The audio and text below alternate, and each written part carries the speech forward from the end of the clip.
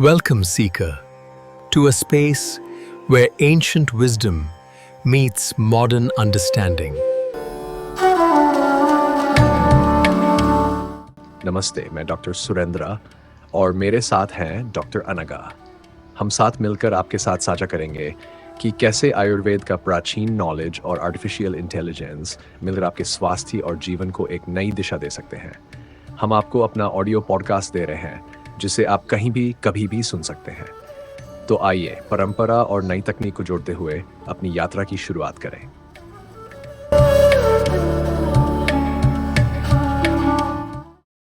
नमस्कार। स्वास्थ्य सेवा और टेक्नोलॉजी ये दोनों जिस तरह मिल रहे हैं वो वाकई कमाल है। आज हम एक ऐसी ही बहुत खास और उभरती हुई भूमिका पर बात करने वाले हैं, क्लिनिकल एआई रिसर्चर। हाँ, ये वो लोग हैं जो आर्टिफिशियल इंटेलिजेंस यानी एआई की जो ताकत है उसे सीधे मरीजों की देखभाल तक पहुंचाने में मदद कर रहे हैं। एक बहुत जरूरी काम है ये। बिल्कुल। हमारे पास जो जानकारी है, जो स्रोत हैं, वो बताते हैं कि इस भूमिका के लिए क्या-क्या योग्यताएं चाहिए, और वो लिस्ट काफी लंबी है। हाँ, काफी विविध है। तो आज हम यही समझने की कोशिश करेंगे कि इस अहम काम के लिए किस तरह के अलग-अलग स्किल्स, मतलब कौशल चाहिए होते हैं। सिर्फ कोडिंग या डॉक्टरी जानना काफी नहीं है ना? नहीं, बिल्कुल नहीं। इसमें चिकित्सा की समझ है, प्रोग्रामिंग है, फिर नैतिक जिम्मेदारियां हैं, टीम मैनेजमेंट भी है, बहुत कुछ है। तो चलिए इसी पर गहराई से बात करते हैं। देखते हैं कि भूमिका कैसे स्वास्थ्य सेवा का भविष्य बदल रही है। शुरुआत शायद सबसे बुनियादी चीज से करते हैं, मेडिकल नॉलेज, क्लिनिकल दुनिया की समझ। इसके बिना तो एआई का कोई मतलब नहीं रहेगा क्लिनिकल सेटिंग में। नहीं, बिल्कुल नहीं। ये तो नींव है, एकदम बेस। अगर एआई रिसर्चर को यही नहीं पता कि भाई अस्पताल काम कैसे करते हैं, डॉक्टर मरीज को कैसे देखते हैं, आम बीमारियां क्या हैं, उनका इलाज कैसे होता है, तो वो ऐसा एआई कैसे बनाएंगे जो असल में डॉक्टर और मरीजों के काम आए। उन्हें मेडिकल टर्मिनोलॉजी पता होनी चाहिए, हेल्थ केयर सिस्टम कैसे चलता है ये पता होना चाहिए। और क्लिनिकल ट्रायल की भी बातें, शायद वो कैसे डिजाइन होते हैं। हाँ, बिल्कुल। क्लिनिकल ट्रायल डिजाइन की समझ बहुत जरूरी है। जैसे स्टडी प्रोटोकॉल क्या होता है, ट्रायल के अलग अलग फेज क्या होते हैं, मेथडोलॉजी क्या है। अच्छा, और आपने क्लिनिकल ट्रायल कहा तो गुड क्लिनिकल प्रैक्टिस, जीसीपी, और जो नैतिक दिशा निर्देश हैं वो भी तो मानने पड़ेंगे। जरूर। जीसीपी मतलब गुड क्लिनिकल प्रैक्टिस। ये तो अंतर्राष्ट्रीय नैतिक और वैज्ञानिक क्वालिटी स्टैंडर्ड है। ये बताते हैं कि क्लिनिकल ट्रायल कैसे डिजाइन करना है, कैसे चलाना है, कैसे रिकॉर्ड करना है, कैसे रिपोर्ट करना है। ये सिर्फ नियम नहीं है मतलब? नहीं, ये सिर्फ नियम की बात नहीं है। ये मरीजों की सुरक्षा और जो डेटा इकट्ठा हो रहा है उसकी प्रामाणिकता, उसकी इंटेग्रिटी, उसे सुनिश्चित करने के लिए अनिवार्य है, बहुत जरूरी है। इस क्लिनिकल समझ और नैतिक आधार के बिना एआई समाधान शायद तकनीकी रूप से बहुत अच्छे लगे, पर असल क्लिनिकल सेटिंग में या तो वो काम के नहीं होंगे या शायद असुरक्षित भी हो सकते हैं। सही कहा। ये समझ ही एआई को जमीन से जोड़ती है। बिल्कुल ठीक से। तो क्लिनिकल नींव मजबूत होनी चाहिए, ये पहली बात हुई। लेकिन फिर आता है तकनीकी पहलू, एआई का ए और आई। यहाँ प्रोग्रामिंग स्किल्स कितनी जरूरी हैं? पाइथन का जिक्र बार बार आता है। हाँ, पाइथन तो आजकल समझिए एक तरह से स्टैंडर्ड बन गया है इस फील्ड में, खासकर मशीन लर्निंग और डेटा एनालिसिस के लिए। और इसमें भी कुछ खास लाइब्रेरीज जैसे टेंसरफ्लो, पाइटॉर्च। हाँ, टेंसरफ्लो, पाइटॉर्च ये डीप लर्निंग के लिए बहुत पॉपुलर है। और साइकिट लर्न जैसी लाइब्रेरीज सामान्य मशीन लर्निंग टास्क के लिए, इनमें अच्छी पकड़ होनी चाहिए। पाइथन के अलावा भी कुछ आर का भी जिक्र था शायद। हाँ, आर प्रोग्रामिंग लैंग्वेज भी है। वो स्टैटिस्टिकल एनालिसिस और डेटा विजुअलाइजेशन के लिए काफी अच्छी मानी जाती है, तो उसका ज्ञान भी बहुत मददगार होता है। और डेटा, क्लिनिकल डेटा तो बहुत ज्यादा होता होगा और सेंसिटिव भी। उसे संभालने के लिए क्या स्किल्स चाहिए? उसके लिए एसक्यूएल में अच्छी पकड़ जरूरी है। एसक्यूएल यानी स्ट्रक्चर्ड क्वेरी लैंग्वेज। इससे बड़े क्लिनिकल डेटाबेस से डेटा निकालना, उसे मैनेज करना आसान हो जाता है। और हाँ, प्रोग्रामिंग की जो बेसिक चीजें हैं जैसे डेटा स्ट्रक्चर्स, एल्गोरिदम्स, उनकी समझ तो होनी ही चाहिए। वो तो आधार है। तो ये सिर्फ कोड लिखना नहीं है, ये उन औजारों का इस्तेमाल करना है जिनसे हम डेटा में छुपी जानकारी निकाल सकें। बिल्कुल। ये स्किल्स वो चाबियां हैं जिनसे हम उस विशाल जटिल क्लिनिकल डेटा के ताले को खोलते हैं, उसमें छिपे पैटर्न्स और इनसाइट्स को खोजते हैं। एसक्यूएल से आप खास मरीजों का डेटा फिल्टर कर सकते हैं, पाइथन और आर से उस डेटा का विश्लेषण करके मॉडल बना सकते हैं। और यहीं पर फिर मशीन लर्निंग और एआई की जो खास विशेषज्ञता है वो काम आती होगी, सिर्फ प्रोग्रामिंग से आगे बढ़कर। हाँ, बिल्कुल। यहाँ बात आती है मशीन लर्निंग एल्गोरिदम्स की गहरी समझ की, जैसे सुपरवाइज्ड लर्निंग जिसमें क्लासिफिकेशन, रिग्रेशन आता है, और अनसुपरवाइज्ड लर्निंग जैसे क्लस्टरिंग, और फिर डीप लर्निंग। आजकल डीप लर्निंग का बहुत जोर है, खासकर मेडिकल इमेजिंग में, जैसे एक्सरे, एमआरआई या सीटी स्कैन का विश्लेषण करने के लिए न्यूरल नेटवर्क का इस्तेमाल, या फिर स्पीच रिकग्निशन के लिए। और टेक्स्ट डेटा के लिए, जैसे डॉक्टरों के नोट्स। हाँ, उसके लिए नेचुरल लैंग्वेज प्रोसेसिंग यानी एनएलपी स्किल्स बहुत महत्वपूर्ण हो गई हैं। डॉक्टरों के नोट्स में, मरीजों के फीडबैक में बहुत कीमती जानकारी छुपी होती है। एनएलपी उसे समझने में मदद करता है। और रीइंफोर्समेंट लर्निंग का भी जिक्र था, वो कहाँ काम आता है? रीइंफोर्समेंट लर्निंग कुछ खास स्थितियों में काम आ सकता है, जैसे कि पर्सनलाइज्ड ट्रीटमेंट प्लान बनाने में, जहां सिस्टम लगातार फीडबैक से सीखता है कि कौन सा एक्शन सबसे अच्छा नतीजा देगा। ये सुनना तो बड़ा दिलचस्प लग रहा है। मतलब एनएलपी डॉक्टरों के लिखे नोट्स को समझ सकता है और डीप लर्निंग वो चीजें देख सकता है जो शायद हम ना देख पाएं। हाँ, कुछ हद तक यही लक्ष्य है। सोचिए, एनएलपी नोट से मरीज की स्थिति के बारे में ऐसे संकेत पकड़ सकता है जो शायद नजरअंदाज हो जाते, या डीप लर्निंग रेडियोलॉजिस्ट की मदद कर सकता है किसी ट्यूमर को जल्दी पहचानने में। तो ये तो सच में डायग्नोसिस और ट्रीटमेंट को बदल सकता है। बिल्कुल, ये तकनीकें सीधे तौर पर डायग्नोसिस और ट्रीटमेंट को बेहतर बनाने की क्षमता रखती हैं। लेकिन जैसा मैंने कहा, सिर्फ एल्गोरिदम जानना काफ़ी नहीं है। उन्हें सही क्लिनिकल समस्या पर लागू करना और उनकी क्या सीमाएं हैं, ये समझना भी उतना ही ज़रूरी है। सही कहा। और ये सब निर्भर करता है डेटा पर। आपने कहा डेटा संभालना ज़रूरी है, लेकिन क्लिनिकल रिसर्च में कच्चा डेटा तो शायद इस्तेमाल के लायक नहीं होता होगा। नहीं, अक्सर नहीं होता। वो काफ़ी बिखरा हुआ, अधूरा, या उसमें गलतियां हो सकती हैं। तो यहाँ डेटा मैनेजमेंट और स्टैटिस्टिक्स की क्या भूमिका है? बहुत बड़ी भूमिका है। सबसे पहले तो डेटा प्री प्रोसेसिंग स्किल्स चाहिए। मतलब उस कच्चे, गंदे डेटा को साफ करना, उसे फॉर्मेट करना, ताकि वो विश्लेषण के लायक बन सके। ये अक्सर सबसे ज़्यादा टाइम लेने वाला काम होता है।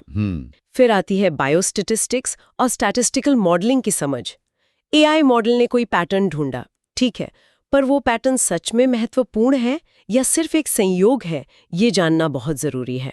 मतलब सिर्फ पैटर्न दिखना काफी नहीं है? नहीं, उसके लिए हाइपोथेसिस टेस्टिंग करनी पड़ती है, मॉडल का वैलिडेशन करना पड़ता है, सांख्यिकीय रूप से ये साबित करना पड़ता है कि जो नतीजा निकला है वो भरोसेमंद है। और अगर डेटा बहुत ही ज्यादा बड़ा हो, जैसे पूरे देश के मरीजों का? हाँ, तो ऐसी स्थिति में हैडूप और स्पार्क जैसी बिग डेटा टेक्नोलॉजीज का ज्ञान काम आता है। ये बहुत बड़े डेटा सेट को स्टोर करने और तेजी से प्रोसेस करने में मदद करते हैं। और फिर जो नतीजे निकले उन्हें समझाना भी तो होगा। बिल्कुल, डेटा विजुअलाइजेशन स्किल्स भी चाहिए। टैब्ल्यू या मैटप्लॉटलिब जैसे टूल्स का इस्तेमाल करके नतीजों को ग्राफ या चार्ट के रूप में दिखाना पड़ता है, ताकि डॉक्टर, रिसर्चर या दूसरे लोग उन्हें आसानी से समझ सकें। आपने स्टैटिस्टिकल वैलिडेशन की बात की, वो वाकई में बहुत जरूरी लग रहा है। मतलब एआई कुछ भी कह दे, उसे मान नहीं लेना है। बिल्कुल नहीं मानना है। चिकित्सा में कठोरता मतलब रिगर सबसे जरूरी है। एआई मॉडल की एक्यूरेसी चाहे 99% क्यों ना हो, अगर उसकी भविष्यवाणियों का सांख्यिकी रूप से वैलिडेशन नहीं हुआ है, अगर हमें ये नहीं पता कि वो किन हालात में भरोसेमंद है और किन में नहीं, तो उसे क्लिनिकल प्रैक्टिस में इस्तेमाल करना खतरनाक हो सकता है। गार्बेज इन गार्बेज आउट वाला सिद्धांत। हाँ बिल्कुल, वो यहाँ पूरी तरह लागू होता है। अगर आपका इनपुट डेटा ही खराब है या आपके विश्लेषण के तरीके में खामी है, तो नतीजे भी गलत ही होंगे। भरोसा नहीं कर सकते। ये समझ आता है। तो हमने क्लिनिकल समझ, तकनीकी कौशल और डेटा हैंडलिंग की बात की, लेकिन ये सब एक व्यवस्थित रिसर्च के तहत होना चाहिए, है ना? सिर्फ तकनीक बनाना काफी नहीं है। नहीं, बिल्कुल नहीं। यहाँ रिसर्च मेथोडोलॉजी और डिजाइन का बहुत महत्व है। एआई का विकास सिर्फ कोड लिखने तक सीमित नहीं है, ये एक पूरी वैज्ञानिक प्रक्रिया है। तो इसमें क्या क्या आता है? इसमें आता है स्पष्ट उद्देश्यों और मेथोडोलॉजी के साथ डिटेल्ड स्टडी प्रोटोकॉल बनाना। रिसर्चर को क्लिनिकल स्टडीज और ट्रायल्स में खुद भाग लेने का अनुभव होना चाहिए, ताकि वो जमीनी हकीकत और चुनौतियों को समझ सकें। और सबसे जरूरी, क्रिटिकल थिंकिंग और एनालिटिकल स्किल्स, मतलब गंभीर सोच और विश्लेषण करने की क्षमता। ताकि वो जटिल क्लिनिकल समस्याओं का सही ढंग से आकलन कर सके और अपने नतीजों की सीमाओं को भी समझे। ये नहीं कि बस नतीजे आ गए और मान लिया। और रिसर्च का एक जरूरी हिस्सा ये भी होता है कि अपने काम को प्रकाशित करें ताकि दूसरे भी उससे सीख सकें। हाँ, बिल्कुल। वैज्ञानिक पत्रिकाओं में प्रकाशन करना न सिर्फ रिसर्चर के काम को मान्यता दिलाता है, बल्कि ये ज्ञान को साझा करने का और पूरे क्षेत्र को आगे बढ़ाने का एक तरीका है। ये सब उसी वैज्ञानिक कठोरता और व्यवस्थित दृष्टिकोण का हिस्सा है जो ये सुनिश्चित करता है कि स्वास्थ्य सेवा में एआई का विकास भरोसेमंद हो और उसके नतीजे रिप्रोड्यूसिबल हों, मतलब कोई और भी वैसी ही नतीजे पा सके। ठीक है, अब एक और बड़े पहलू पर आते हैं, नियम और कानून, रेगुलेशंस। स्वास्थ्य सेवा तो बहुत ज़्यादा रेगुलेटेड क्षेत्र है। हाँ, बहुत ज़्यादा, और सही भी है क्योंकि ये सीधे मरीजों की सेहत से जुड़ा है। तो यहाँ किन बातों का ध्यान रखना होता है एक क्लिनिकल एआई रिसर्चर को? उन्हें नियामक ढांचों की अच्छी समझ होनी चाहिए। जैसे अमेरिका में एफडीए है, food and drug administration, Europe में ईएमए है, यूरोपियन मेडिसिन एजेंसी, भारत में भी अपने नियम हैं। उन्हें पता होना चाहिए कि एआई आधारित मेडिकल डिवाइस या सॉफ्टवेयर को मंजूरी कैसे मिलती है। और मरीजों के डेटा की गोपनीयता? वो तो सबसे जरूरी है। हिपा जैसे कानून है अमेरिका में, health insurance portability and accountability act, और भारत में भी डेटा प्रोटेक्शन कानून है। इनका सख्ती से पालन करना होता है। डेटा की सुरक्षा सुनिश्चित करनी होती है। और नैतिक एआई की भी बात होती है आजकल, एथिकल एआई। इसका क्या मतलब है इस संदर्भ में? उसे पहचानना और कम करना जरूरी है, और ये भी जरूरी है कि एआई के फैसले पारदर्शी हों, मतलब समझ में आए कि वो किसी नतीजे पर क्यों पहुंचा। इसे एक्सप्लेनेबल एआई या एक्सएआई कहते हैं। और हाँ, गुड क्लिनिकल प्रैक्टिस जीसीपी मानकों का पालन करना भी इसी नैतिक जिम्मेदारी का हिस्सा है। इन नियमों और नैतिक सिद्धांतों का पालन न करने के गंभीर परिणाम हो सकते हैं, कानूनी भी और मरीजों के भरोसे के लिहाज से भी। ये सब काफी जटिल है और ऐसा लगता है कि ये काम कोई अकेले तो कर नहीं सकता होगा। इसमें टीम वर्क, सहयोग, कम्युनिकेशन, इसका कितना रोल है? बहुत ज्यादा, बहुत ही ज्यादा। क्लिनिकल एआई रिसर्च अपने स्वभाव से ही मल्टी डिसिप्लिनरी है, मतलब इसमें अलग अलग क्षेत्रों के लोग साथ काम करते हैं। जैसे कौन कौन? जैसे doctor, nurse, data scientist, software engineer, biostatistician, regulatory experts, ये सब मिलकर काम करते हैं। तो इनके बीच तालमेल कैसे बिठाया जाता है? इसके लिए बेहतरीन कम्युनिकेशन स्किल्स चाहिए। रिसर्चर को जटिल एआई कॉन्सेप्ट्स डॉक्टरों को उनकी भाषा में समझाने पड़ते हैं, और डॉक्टरों की क्या ज़रूरतें हैं, क्या फीडबैक है, वो तकनीकी टीम तक पहुंचाना पड़ता है। मतलब एक तरह से पुल का काम करना। हाँ, बिल्कुल। तकनीकी दुनिया और क्लिनिकल दुनिया के बीच एक पुल बनाना। और ये सिर्फ बातचीत तक सीमित नहीं है, साइंटिफिक राइटिंग स्किल्स भी अच्छी होनी चाहिए। रिसर्च पेपर लिखने के लिए, रिपोर्ट बनाने के लिए, रेगुलेटरी डॉक्यूमेंटेशन तैयार करने के लिए। बिना अच्छे सहयोग और संवाद के बेहतरीन तकनीकी समाधान भी क्लिनिकल प्रैक्टिस में लागू नहीं हो पाते, क्योंकि या तो वो डॉक्टरों के काम करने के तरीके में फिट नहीं होते या उनकी असल ज़रूरतों को पूरा नहीं करते। सही कहा। और सहयोग के साथ साथ इन जटिल प्रोजेक्ट्स को मैनेज करने के लिए प्रबंधन कौशल भी जरूरी होंगे, जैसे आपने क्लिनिकल ट्रायल का जिक्र किया था। निश्चित रूप से विचारों को लैब से क्लिनिक तक ले जाने के लिए प्रोजेक्ट मैनेजमेंट और लीडरशिप स्किल्स बहुत जरूरी हैं। इसमें क्या क्या शामिल है? इसमें शामिल है क्लिनिकल ट्रायल के कई चरणों को कोऑर्डिनेट करना, टाइमलाइन मैनेज करना, अलग अलग स्टेक होल्डर्स जैसे डॉक्टर, अस्पताल, रेगुलेटर के साथ समन्वय बनाना। बजट वगैरह भी देखना पड़ता होगा। हाँ, रिसर्च प्रोजेक्ट के लिए बजट बनाना, संसाधनों का सही इस्तेमाल करना, ये भी अहम है। और क्योंकि ये फील्ड तेजी से बदल रहा है, तो बदलाव को मैनेज करना, चेंज मैनेजमेंट की क्षमता और अपनी टीम को लीड करने, उन्हें प्रेरित करने की क्षमता भी होनी चाहिए। तो ये सिर्फ एक रिसर्चर की भूमिका नहीं, बल्कि कुछ हद तक एक मैनेजर और लीडर की भी भूमिका है। कई मामलों में हाँ, एक एआई समाधान को कॉन्सेप्ट से लेकर क्लिनिकल रियलिटी तक पहुंचाने की जो पूरी जर्नी है, उसमें सावधानीपूर्वक प्लानिंग, कोऑर्डिनेशन, एग्जीक्यूशन और रास्ते में आने वाली चुनौतियों का सामना करना, ये सब शामिल है। इसके लिए मजबूत मैनेजमेंट और लीडरशिप चाहिए।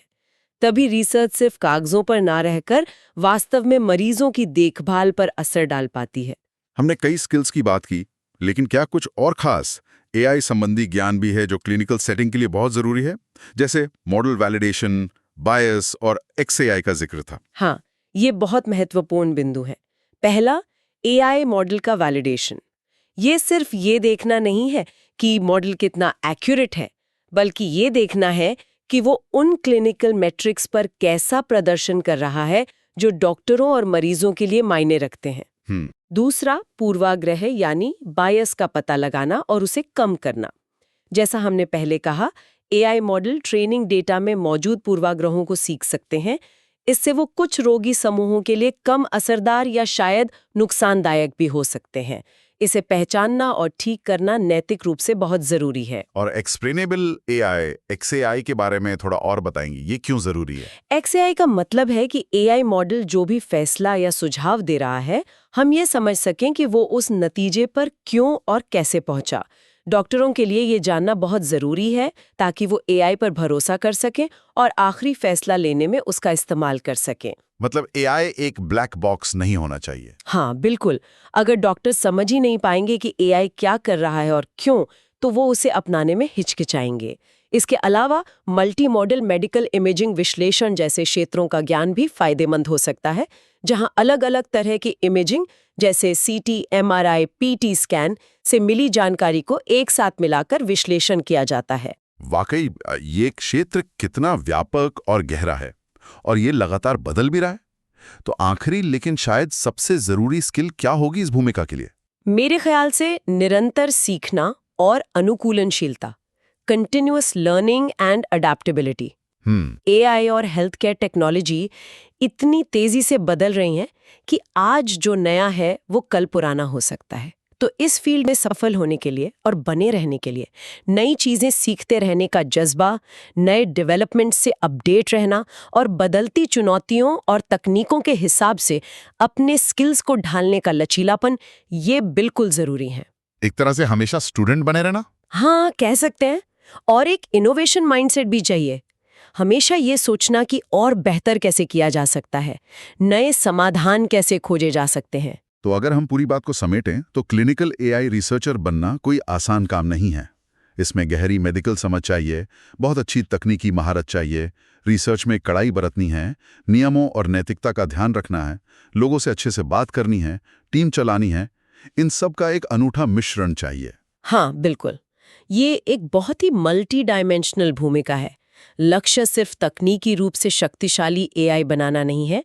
लक्ष्य ऐसे समाधान बनाना है जो सुरक्षित हो, नैतिक हो और सबसे जरूरी, मरीजों के स्वास्थ्य परिणामों को बेहतर बनाने में क्लिनिकली उपयोगी हो। ये जिम्मेदार इनोवेशन के जरिए जीवन को बेहतर बनाने के बारे में है। आज स्वास्थ्य सेवा में एआई को सफलतापूर्वक लाने में सबसे बड़ी चुनौती कहाँ है? क्या वो तकनीकी जटिलता है, या डॉक्टरों के काम करने के तरीके में उसे फिट करना है, या फिर नियमों और भरोसे की बाधाओं को पार करना है? या शायद असली सवाल ये है कि इस शक्तिशाली तकनीक को जिम्मेदारी से विकसित करने और लागू करने की जो भारी जिम्मेदारी है, उसे हम सब मिलकर कैसे निभाते हैं।